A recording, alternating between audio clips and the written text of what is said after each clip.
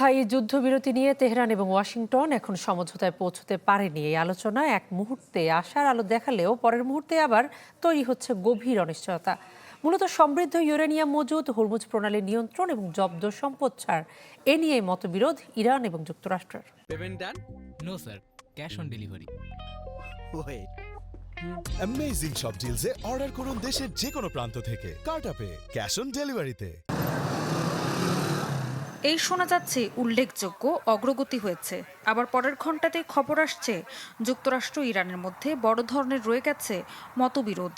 তাই যুদ্ধ বন্ধে স্থায়ী চুক্তি সই আসলে কতদূর কিংবা কাছে তা বোঝা অত্যন্ত কঠিন হয়ে পড়েছে।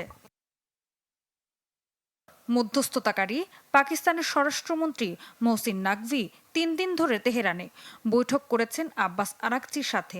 কথা আছে পাকিস্তানের সেনাবাহিনী প্রধান আসিম মুনিরও যাবেন সেখানে। ইরান চায় প্রথম ধাপে সব ফ্রন্টে যুদ্ধ পুরোপুরি বন্ধ হোক। অন্যদিকে যুক্তরাষ্ট্র বলছে যুদ্ধ ধাপে ধাপে বন্ধ করতে।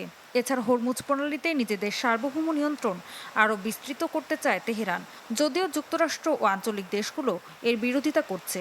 আবার নিজেদের জব্দ সম্পদ ফেরত চাচ্ছে তেহরান। মতবিরোধ আছে ইউরেনিয়াম মজুত নিয়েও।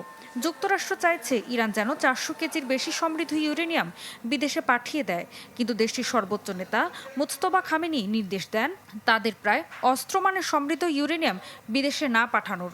এই সিদ্ধান্ত ডোনাল্ড ট্রাম্পকে হতাশ করতে পারে, একই সাথে যুদ্ধবন্ধের আলোচনা করে তুলতে পারে আরও জটিল। I believe the Pakistanis will be traveling to Tehran today. কিছু ভালো অগ্রগতির ইঙ্গিত আমরা দেখছি, তবে এখনই অতিরিক্ত আশাবাদী হতে চাই না। Always been his preference. مطالبه حقی است যুদ্ধ বন্ধ করাই আমাদের প্রধান লক্ষ্য। পারমাণবিক ইস্যু নিয়ে যেসব দাবি করা হচ্ছে তার অনেকটাই মিডিয়ার জল্পনা।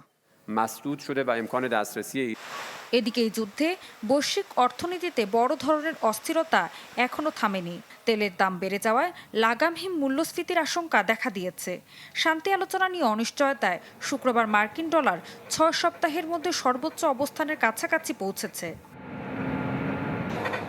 ঋতু সাহা, চ্যানেল 24।